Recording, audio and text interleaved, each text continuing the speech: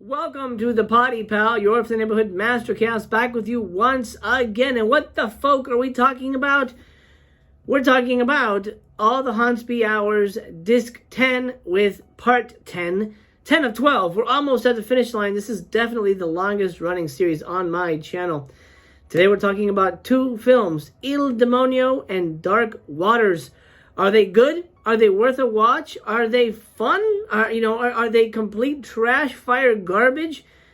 Or would you rather say 10 tickle tits on a tiny triceratops 10 times fast? Well, that last one, maybe.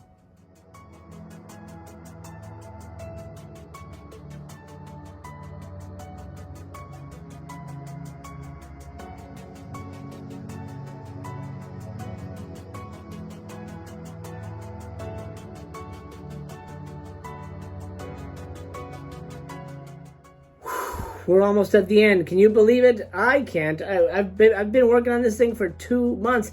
I know most of you have finished this already, but I made a promise to finish it regardless. I know most of you are waiting for me to get to the whole thing to decide whether to get it or not. And I promise I'm going to try and get these out before the end of February so we can just have 2 months of folk horror and then never really talk about it again until maybe Volume 2 comes out. Disc 10. Let's flip to it and discuss the films on display for today. We got one from Italy and one from America. I actually don't even know the UK. I'm actually not sure where Dark Waters comes from, but doesn't really matter. Let's start with Il Demonio from Italy, and this one is a doozy. Il Demonio runs 1 hour and 39 minutes. This is the Italian Exorcist and also allegedly based on a true story. I would even go so far as to say this movie probably inspired Blatty's work and Friedkin's movie. There's one sequence in this film that features a spider walk of all things, which, I mean, come on, obviously Friedkin saw that. The impossibly beautiful Dalia Lavi plays Purificación, a young girl who is desperately in love with the one and only eligible bachelor in the village. The problem here is that he's engaged to someone else, and her tempestuous love turns into a form of madness, which leads her to invoking evil to curse him. When stuff starts to go sour, this leads the village to believe that she might be a witch. I'm going to tell you right now, Home Slice, I was completely enthralled by this movie. It is a masterpiece, and one that I would revisit often. As a matter of fact, I would consider this my favorite discovery from the entire box set. You know, that and Eyes of Fire, but definitely when it comes to older films that I'd never heard of, this is my favorite discovery. One that I will revisit often, and one that I think is absolutely a must-watch. If you're not going to get the box set, see if you can find a way to watch this movie. It's worth your time. The film is almost a condemnation of religious rituals, and it's shocking how many seemingly ridiculous rituals used to exist, and honestly may still exist in Italy. This is probably the most folk horror movie in this box set because the film is chock full of old-fashioned folk traditions and rituals upon which the horror rubs up against. That sloppy, sweaty marriage between paganism and Catholicism is very interesting. Anchored by a fantastic central performance, this film is also an examination of mental health in the olden times, the overwhelming power of religion, and the corrupting influence of unrequited love. It's not a huge horror movie in that sense of the word. There is one mystical moment that I won't spoil for you here, but it's mostly a drama and an examination on belief and its negative effects. The one thing I will say is the film is utterly captivating and you will never be bored. And it's because we care about the main character, Purif. Everyone in the town calls her Purif for short. It sounded weird to me because Purificación sounds so, powerful. But Purif is kind of her nickname. So we care about her so much and we feel bad for her as these things, devolve. It's essentially, a Salem witch trials type of movie set in Italy. And it is shocking, thrilling, frustrating in the best ways, not in like, Jesus Christ, why is this movie so stupid kind of way. It's not in a Tiger Claws 3 kind of way. It's frustrating in the way you want, because you want your character to succeed. And wow, yeah, it takes some twists and turns, and I honestly think it needs to be watched. by everybody. I think it's a fantastic movie. It's a shame that this is kind of a lost film, but it deserves your attention. And you're not going to be surprised when I tell you, I'm giving this one 5 stars for Il Demonio. I loved it. I loved it quite a bit, as you can tell. I thought it was fantastic. It blew me away, performance-wise, script-wise, direction-wise. I think it's great. I think it's great, and it needs to be seen. Let's talk about the special features. You get a ton of great extra content here, a commentary with Kat Ellinger, and she gives an almost non-stop commentary that provides background on the movie and the cast and crew. And it's honestly way more than you'll ever need to know about this movie and the people involved, but we love Kat for that. Next is a 27-minute featurette titled The Kid from a Kibbutz.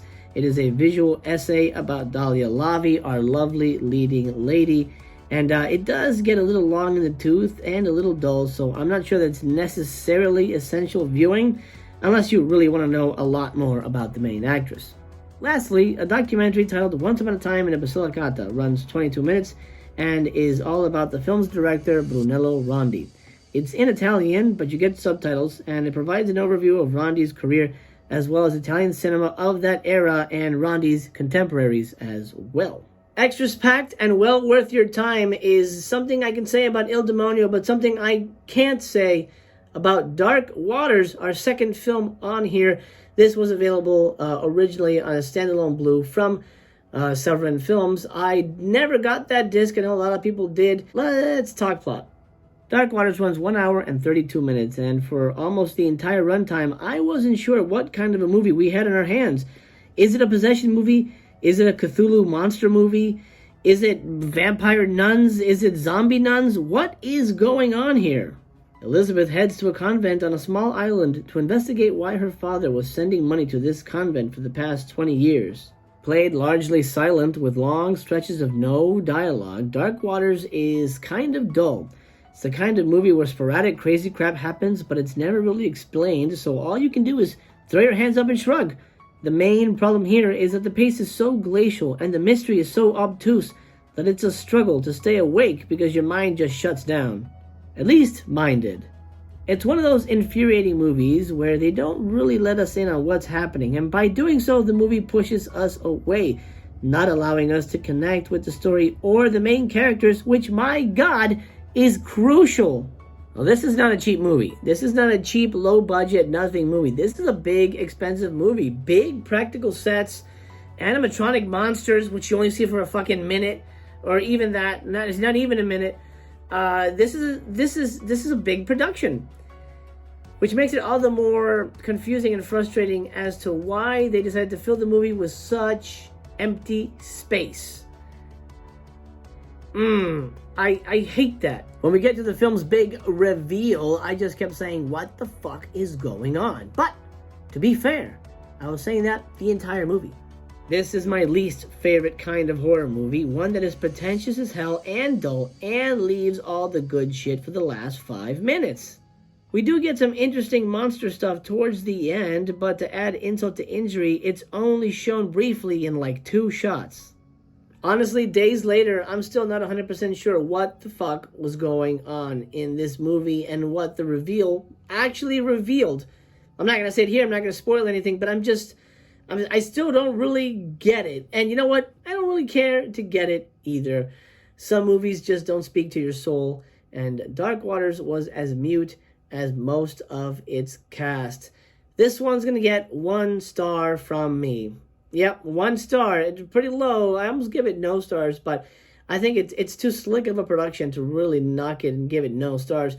The 1 star really goes for the production. I did like the lead actress, but she wasn't really given much to do, so I can't give it a star for any kind of performance here. I would have given it a star for the special effects, but there's not enough of them. There's some creepy stuff here and there, but it's so like, wait, what the fuck? That it's not like, oh shit, that got me, oh my God. It definitely kind of rubbed me the wrong way instead of impressed me. And I think that's probably the best way for me to put it. 1 star, Dark Waters, not my favorite. Let's talk briefly about the brief special features. I do believe there were more special features on the Severance separate disc, but here you get an audio commentary with the director, Mariano Bino, and a 50-minute doc on the movie, which covers all the bases from casting to production. Okay, boom! That's a wrap on part 10, Baby Den. Oh man, 2 more episodes. Are you excited? I'm excited. I am excited. Spent 2 months on this motherfucking box set here. Hey, I got my money's worth. Or I should say I got my subscribers' money's worth. Special shout out to Bill Dowd, who helped fund this box set. So thank you, Bill. I appreciate the donation. You made this possible. Thank you, thank you, thank you. I hope you're well. I hope the rest of you are well as well.